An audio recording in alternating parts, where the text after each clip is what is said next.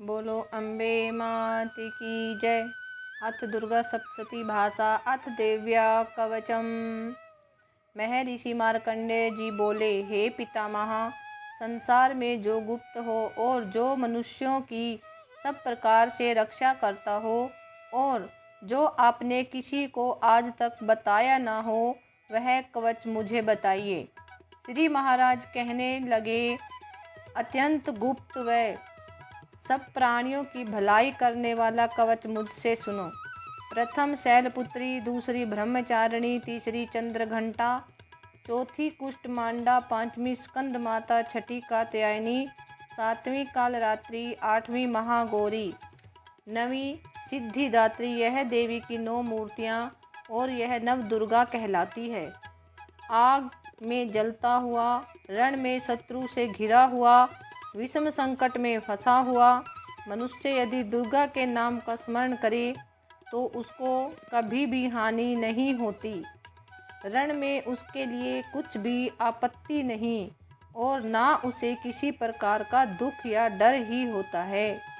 हे देवी, जिसने श्रद्धापूर्वक तुम्हारा स्मरण किया है उसकी बुद्धि उसकी वृद्धि होती है और जो तुम्हारा चिंतन करते हैं उनकी तुम निसंदेह रक्षा करने वाली हो। चामुंडा प्रेत पर, वाराही भैंसे पर, रौद्री हाथी पर, वैष्णवी गरुड़ पर अपना आसन जमाती है। महेश्वरी बैल पर, कौमारी मोर पर और हाथ में कमल लिए हुए विष्णु प्रिया लक्ष्मी जी कमल के आसन पर विराजती हैं। बैल पर बैठी हुई ईश्वरी देवी ने श्वेत रूप धारण कर रखा है और सब प्रकार के आभूषणों से विभूषित ब्राह्मी देवी हंस पर बैठती हैं और इस प्रकार यह सब देवियाँ सब प्रकार के योगों से युक्त और अनेक प्रकार के रत्न धारण किए हुए हैं। भक्तों की रक्षा के लिए संपूर्ण देवियाँ रथ में बैठी तथा क्रोध से भरी हुई दिखाई देती हैं तथा चक्र, गदा, शक्ति, हल और मूसल, खेटक और तोमर, परशु तथा पास, भाला और त्रिशूल एवं उत्तम सारंग आदि शस्त्रों को दैत्यों के नाश के लिए और भक्तों की रक्षा करने के लिए और देवताओं के कल्याण के लिए धारण किए हैं। हे महारौद्रे, अत्यंत घोर पराक्रम, महान बल और महान उत्साह वाली देवी, तुमको मैं नमस्कार करता हूँ। हे देवी, तुम्हारा दर्शन दुर्लभ है तथा आप शत्रुओं के भय को बढ़ाने वाली हैं। हे जगदम्बिके, मेरी रक्षा करो। पूर्व दिशा में इंद्रिय रूपी रक्षा करें, अग्नि कोण में अग्नि शक्ति, दक्षिण में वाराही देवी, नृत्य कोण में खड्ग धारिणी देवी मेरी रक्षा करें। वारुणी पश्चिम दिशा में, वायु कोण में मृगवाहिनी, उत्तर में कौमोरी और ईशान में शूलधारिणी देवी मेरी रक्षा करें। ब्राह्मणी ऊपर की ओर से मेरी रक्षा करें और वैष्णवी देवी नीचे की ओर मेरी रक्षा करें और इसी प्रकार सब पर बैठी चामुंडा देवी 10 दिशाओं में मेरी रक्षा करें। जया देवी आगे, विजया पीछे की ओर, अजिता बाईं ओर, अपराजिता दाहिनी ओर मेरी रक्षा करें। उद्योतिनी देवी शिखा की रक्षा करें तथा उमा सिर पर स्थित होकर मेरी रक्षा करें। इसी प्रकार मस्तक में मालाधारी देवी रक्षा करें और यशस्विनी देवी मेरी भौहों की रक्षण करें। भौहों के मध्य भाग में त्रिनेत्रा, नथुनों की यम घंटा देवी रक्षा करें। नेत्रों के मध्य में शंखिनी देवी और द्वारवासिनी देवी कानों की रक्षा करें। कपोलों की कालिका देवी और कानों के मूल भाग की भगवती सांकरी रक्षा करें। सुगंधा नासिका में और चर्चिका ऊपर के होंठ में, अमृतकला नीचे के होंठ की, सरस्वती देवी जीभ की रक्षा करें। कौमारी देवी दांतों की और चंडिका कंठ प्रदेश की रक्षा करें। चित्र घंटा गले की घंटी की और महामाया तालु की रक्षा करें। कामाक्षी ठोडी की सर्वमंगला वाणी की रक्षा करें। भद्रकाली गर्दन की और धनुर्धरी पीठ के मेरुदंड की रक्षा करें। कंठ के बारी भाग की नील और ग्रीवा और कंठ की नली की नल कुबरी रक्षा करें। दोनों कंधों की खड़गिनी और वज्रधारिणी मेरी दोनों बाहों की रक्षा करें। दंडिनी दोनों हाथों की और अंबिका देवी समस्त अंगुलियों की रक्षा करें। फूलेश्वरी देवी संपूर्ण नखों की, फूलेश्वरी देवी मेरी कुक्षी की रक्षा करें। महादेवी दोनों स्तनों की, शोक विनाशिनी मन की रक्षा करें। ललिता देवी हृदय की, शूलधारिणी उदर की रक्षा करें। कामिनी देवी नाभि की, गुह्येश्वरी गुह्य स्थान की, पूतना और कामिका लिंग की और महिषवाहिनी गुदा की रक्षा करें। संपूर्ण इच्छाओं को पूर्ण करने वाली महाबला देवी दोनों जंघाओं की रक्षा करें। विंध्यवासिनी दोनों घुटनों की और तेजसी देवी दोनों पाँवों के पृष्ठभाग की, श्रीधरी पाँवों की उंगलियों की, स्थलवासिनी तलुओं की, दष्ट्रा करालिनी देवी नखों की, उद्धर्व केशिनी केशों की, बागेश्वरी वाणी की रक्षा करें। रोमावलियों के छिद्रों की कौवेरी और त्वचा की बागेश्वरी देवी रक्षा करें। पार्वती देवी रक्त मज्जा मांस वसा हड्डी की रक्षा करें। कालरात्रि आंतों की रक्षा करें। मुक्तेश्वरी देवी पित्त की, पद्मावती कमल कोश की, चूड़ामणि कफ की रक्षा करें। ज्वालामुखी नसों के जल की रक्षा करें। आमेधा देवी शरीर के सब जोड़ों की रक्षा करें। ब्राह्मणी मेरे वीर्य की, क्षत्रेश्वरी छाया की और धर्मधारिणी मेरे अहंकार मन और बुद्धि की रक्षा करें। प्राण अपान समान उदान और वयान की वज्रहस्ता देवी रक्षा करें। कल्याण शोभना मेरे प्राण की रक्षा करें। रस रूप गंध शब्द और स्पर्श इन विषयों का अनुभव करते समय योगिनी देवी मेरी रक्षा करें तथा मेरे सत्वगुण रजोगुण तमोगुण की रक्षा नारायणी देवी करें। आयु की रक्षा वाराही देवी करें। वैष्णवी धर्म की तथा चक्रिणी देवी मेरी यश कीर्ति लक्ष्मी धन विद्या की रक्षा करें। इंद्राणी मेरे शरीर की रक्षा करें और हे चंडिके आप मेरे पशुओं की रक्षा करिए। महालक्ष्मी मेरे पुत्रों की रक्षा करें और भैरवी मेरे पति की रक्षा करें। मेरे पथ की सुपथा तथा मार्ग की क्षमा करी देवी रक्षा करें।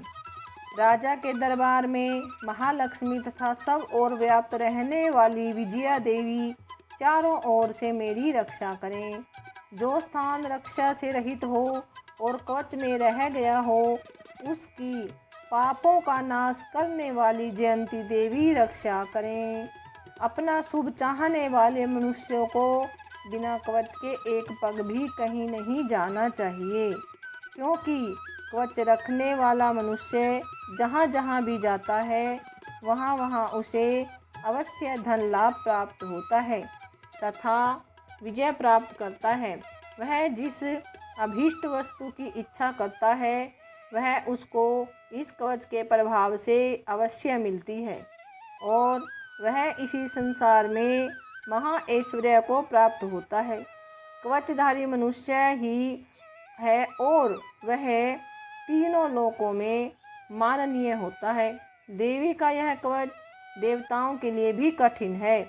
जो नित्य प्रति नियम पूर्वक तीनों संध्याओं को श्रद्धा के साथ इसका पठन पाठन करता है उसे देव शक्ति प्राप्त होती है। वह तीनों लोकों को जीत सकता है तथा अकाल मृत्यु से रहित होकर 100 वर्षों तक जीवित रहता है। उसकी लूता, चर्म रोग, विस्फोटक आदि समस्त व्याधियाँ समूल नष्ट हो जाती हैं और स्थावर जंगम तथा कृत्रिम विष दूर होकर उनका कोई असर नहीं होता है तथा समस्त अभिचारक प्रयोग और इस तरह के जितने यंत्र मंत्र तंत्र इत्यादि होते हैं, इस कवच के हृदय में धारण कर लेने पर सभी नष्ट हो जाते हैं। इसके अतिरिक्त पृथ्वी पर विचरने वाले भूचर, नभचर, जलचर प्राणी, उपदेश मात्र से सिद्ध होने वाले निम्न कोटि के देवता, जन्म के साथ प्रकट होने वाले देवता, कुल देवता, कंठमाला आदि, डांकिनी सांकिनी, अंतरिक्ष में विचरने वाली अत्यंत बलवती भयानक डांकनियाँ, गृह भूत, यक्ष, गंधर्व, राक्षस, ब्रह्म राक्षस, बैताल, कुष्ठ, मांड और भैरव आदि अनिष्टकारक देवता भी उस मनुष्य को, जिसने कि अपने हृदय में यह कवच धारण किया हुआ है, देखते ही भाग जाते हैं।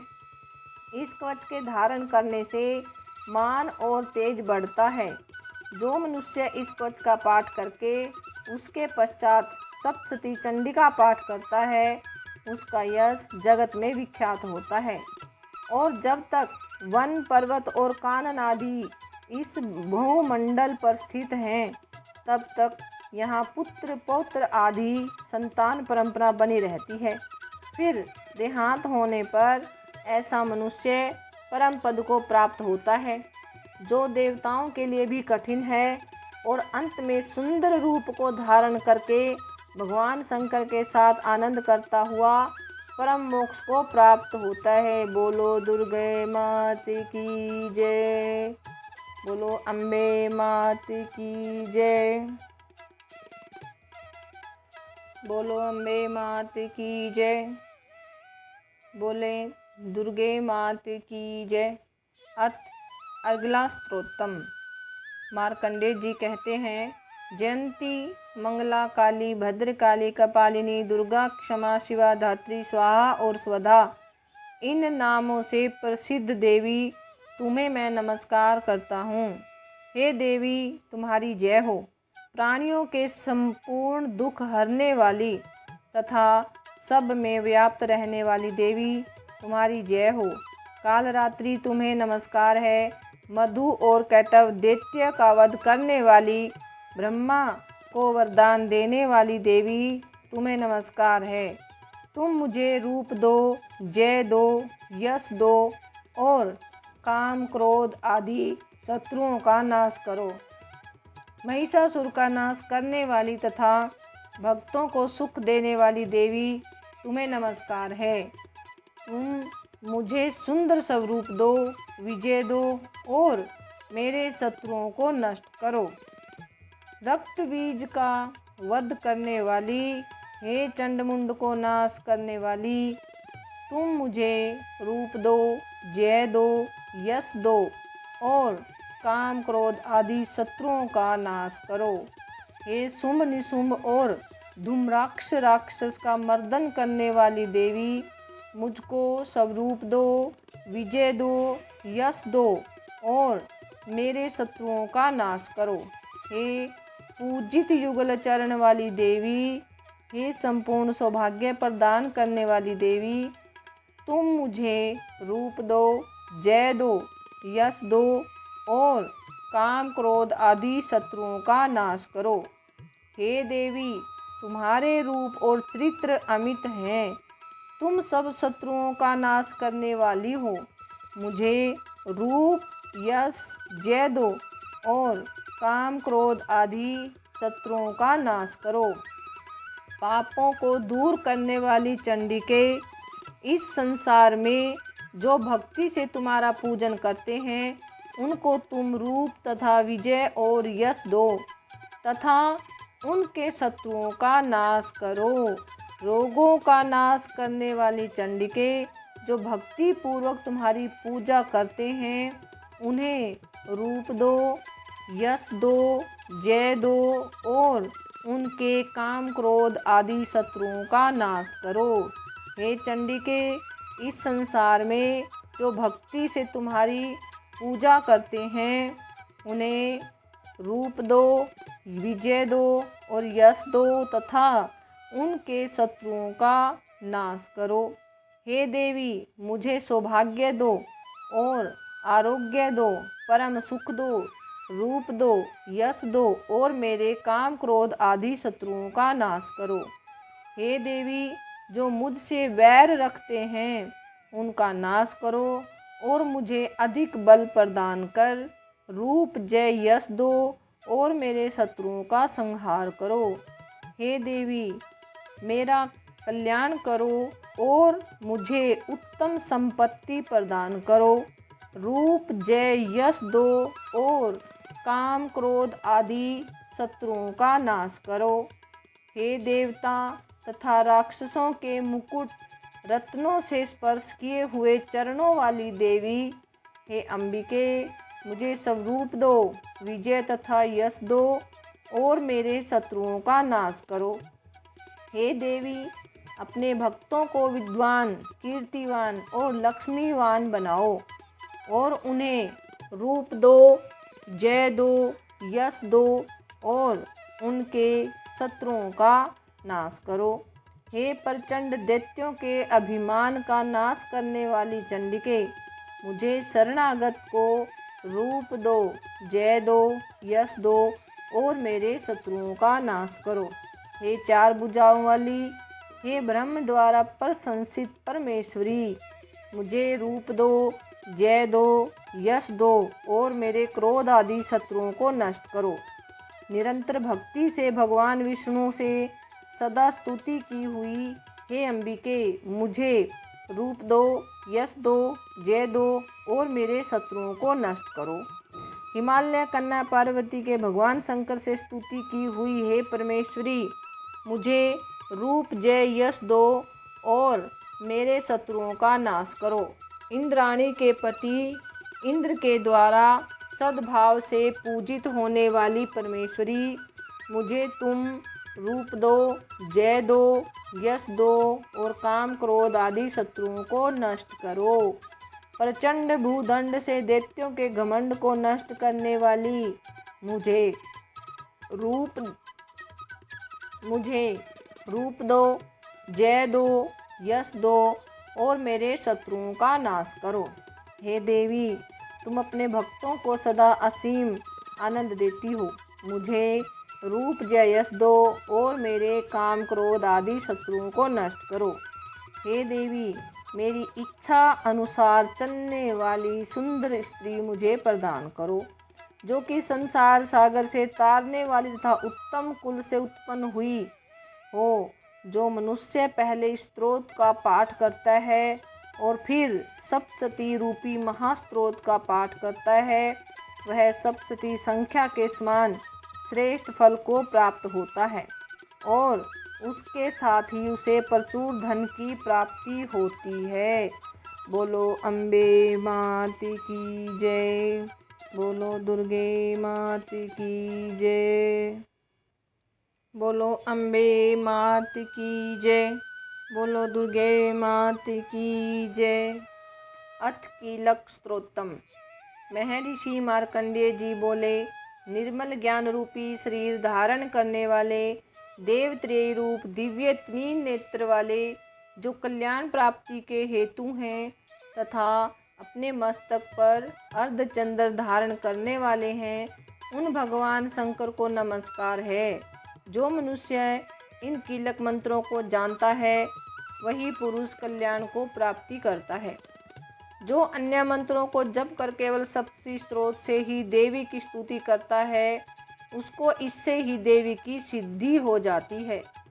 उन्हें अपने कार्य की सिद्धि के लिए किसी दूसरे की साधना करने की आवश्यकता नहीं रहती। बिना जप के ही उनके उच्चाटन आदि सब काम सिद्ध हो जाते हैं।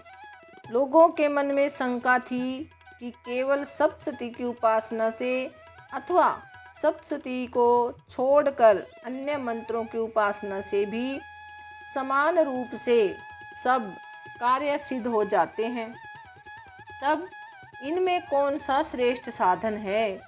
लोगों की इस शंका को ध्यान में रखकर भगवान शंकर ने अपने पास बुलाए हुए जिज्ञासुओं को समझाया कि यह सप्तशती नामक संपूर्ण स्तोत्र ही कल्याण को देने वाला है।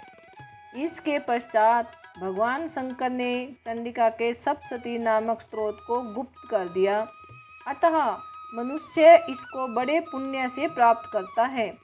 जो मनुष्य कृष्ण पक्ष की 14 अथवा अष्टमी को एकाग्रचित होकर देवी को अपना सर्व समर्पित कर देता है और फिर उसे प्रसाद के रूप में ग्रहण करता है, उस पर दुर्गा प्रसन्न होती हैं, अन्यथा नहीं होती।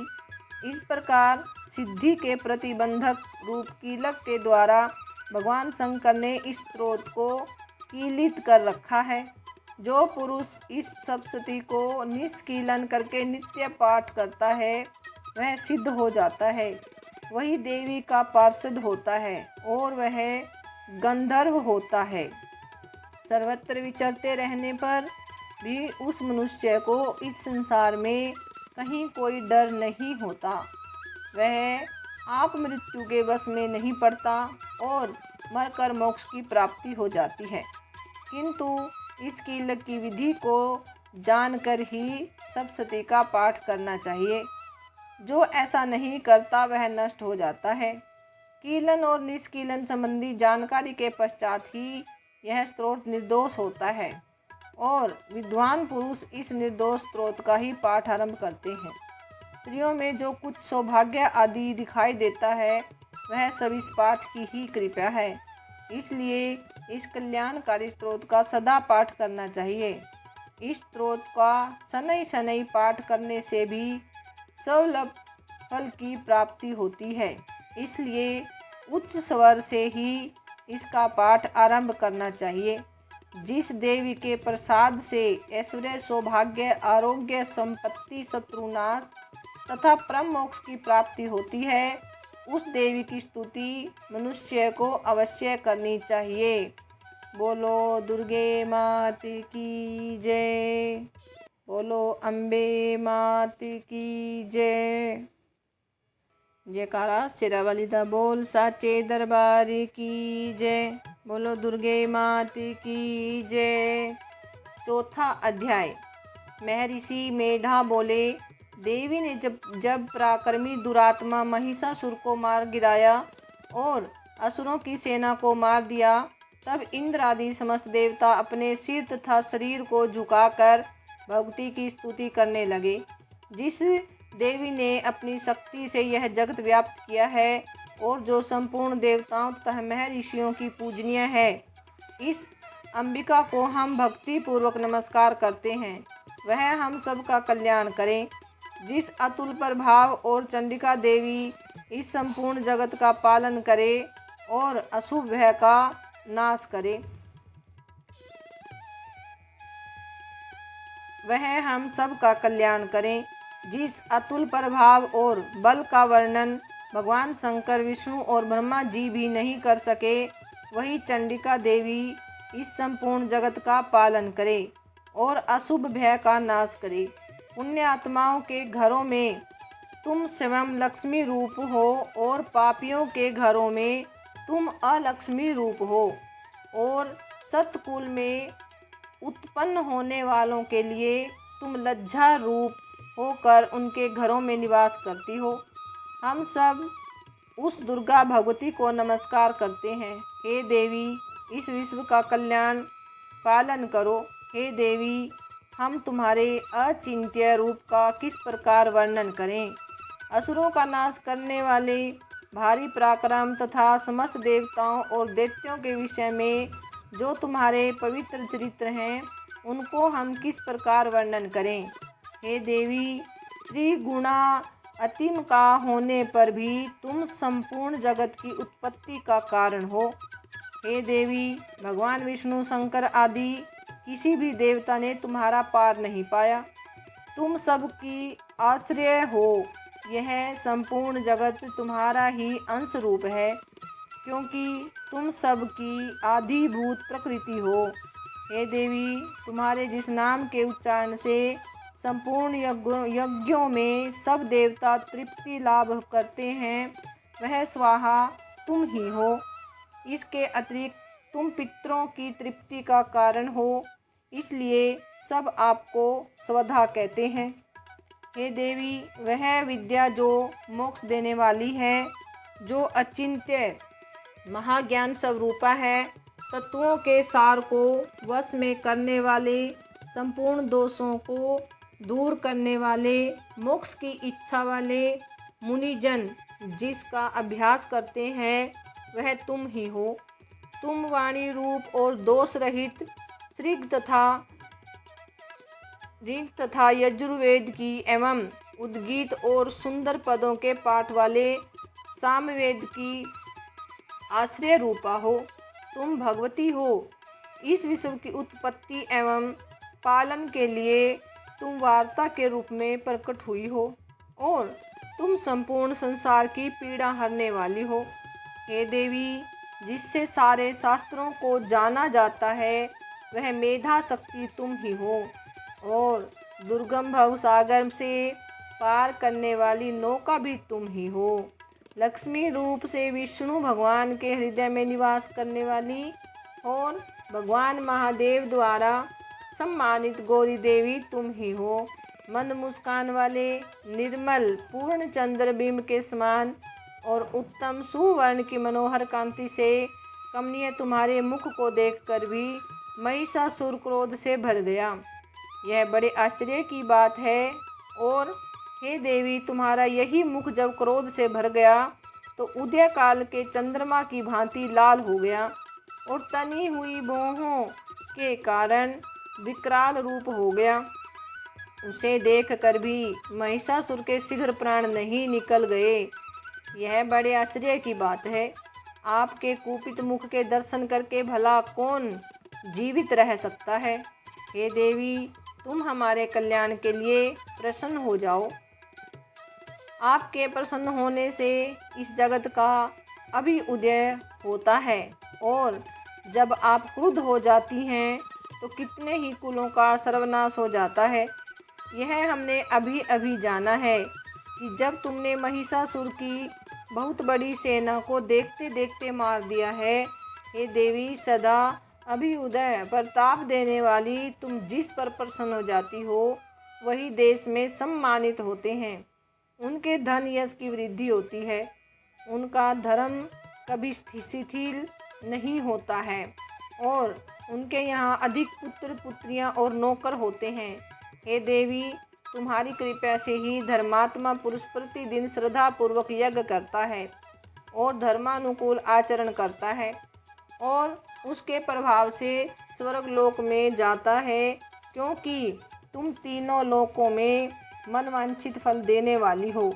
हे दुर्गा माँ, तुम स्मरण करने पर समस्त जीवों के भय नष्ट कर देती हो और स्थिर चित्त वालों के द्वारा चिंतन करने पर उन्हें अत्यंत मंगल फल देती हो। हे दारिद्र दुख नाशनी देवी, तुम्हारे सिवा दूसरा कौन है। तुम्हारा चित्त सदा दूसरों के उपकार में लगा रहता है। हे देवी, तुम शत्रुओं को इसलिए मारती हो कि उनके मारने से दूसरों को सुख मिलता है।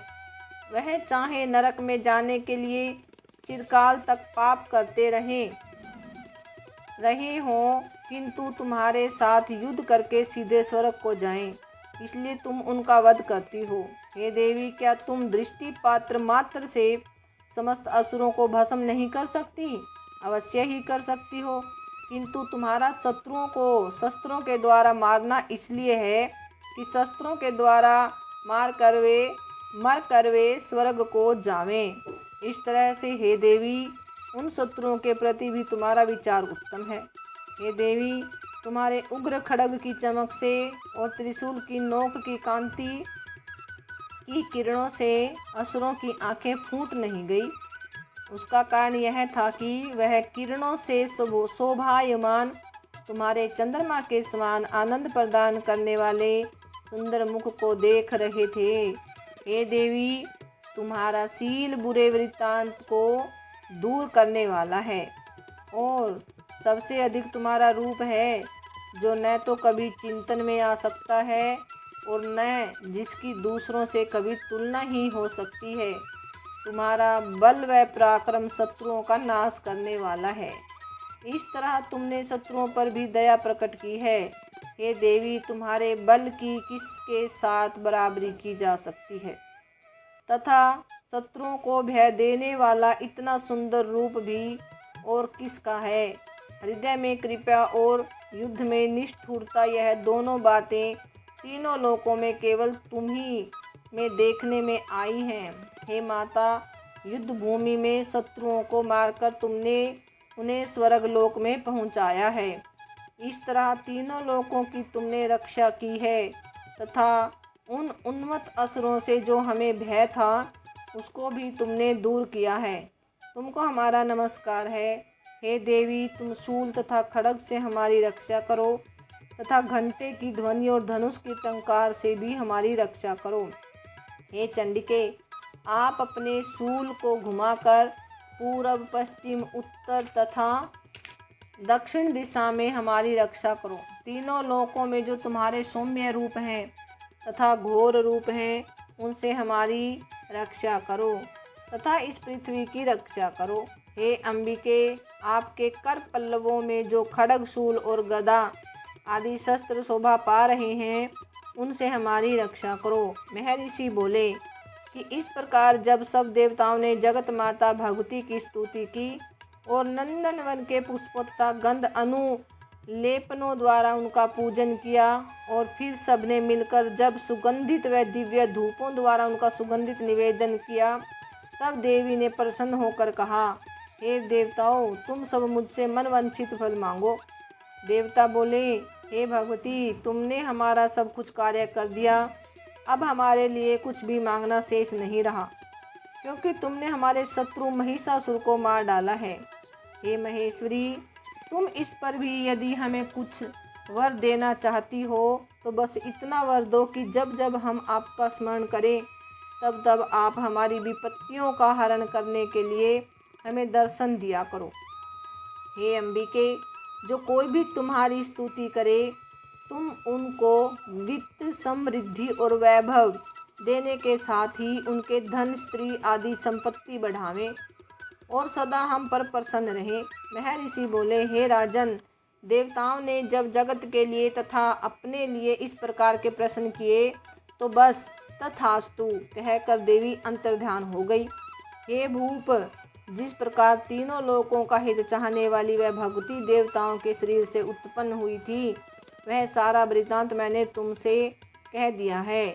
और इसके पश्चात दुष्ट असुरों तथा शुंभ निशुंभ का वध करने और सब लोगों की रक्षा करने के लिए जिस प्रकार गौरी देवी के शरीर से उत्पन्न हुई थी, वह सारा वृत्तांत मैं यथावत वर्णन करता हूँ। बोलो अम्बे माते की जय। बोलो दुर्गे माते की जय। बोलो अम्बे माते की जय। क्षमा प्रार्थना। हे परमेश्वरी, मेरे द्वारा रात दिन सहस्त्रों अपराध होते रहते हैं, अतः आप मुझे अपना सेवक समझकर कृपा पूर्वक मुझे मेरे उन अपराधों को क्षमा करो। ना तो मैं आवाहन करना जानती हूँ, ना विसर्जन करना ही जानती हूँ और ना ही पूजा करना ही जानती हूँ। हे परमेश्वरी, मुझे क्षमा करो। हे सुरेश्वरी, मैंने जो मंत्रहीन, क्रियाहीन और भक्तिहीन पूजन किया है वह सब आपकी दया से पूर्ण हो। सैकड़ों अपराध करके भी भक्त आपकी शरण में आकर केवल जगदम्ब कहकर ही मोक्ष को प्राप्त करते हैं, जिसे ब्रह्म आदि देवगण भी पाने में असमर्थ होते हैं। एक जगदम्बिके, मैं अपराधी हूँ, किंतु आपकी शरण में आई हूँ, अतः इस समय दया का पात्र हूँ। तुम चाहे जैसा वैसा व्यवहार करो। अज्ञानवश या बुद्धि भ्रम होने के कारण भूल से जो कुछ भी मैंने कम अधिक कर दिया हो, हे देवी, हे परमेश्वरी, सब अपराध क्षमा करो और प्रसन्न हो। हे जगत माता कामेश्वरी, सच्चिदानंद स्वरूपिणी परमेश्वरी, आप प्रेम पूर्वक मेरी यह पूजा स्वीकार करो और मुझ पर प्रसन्न हो। आप गुप्त से भी गुप्त वस्तु की रक्षा करने वाली हो। हे देवी, हे महेश्वरी, आपकी कृपा से मुझे सिद्धि प्राप्ति हो। जय हो माता रानी की। बोलो सच्चे दरबार की जय। बोलो अम्बे माते की जय।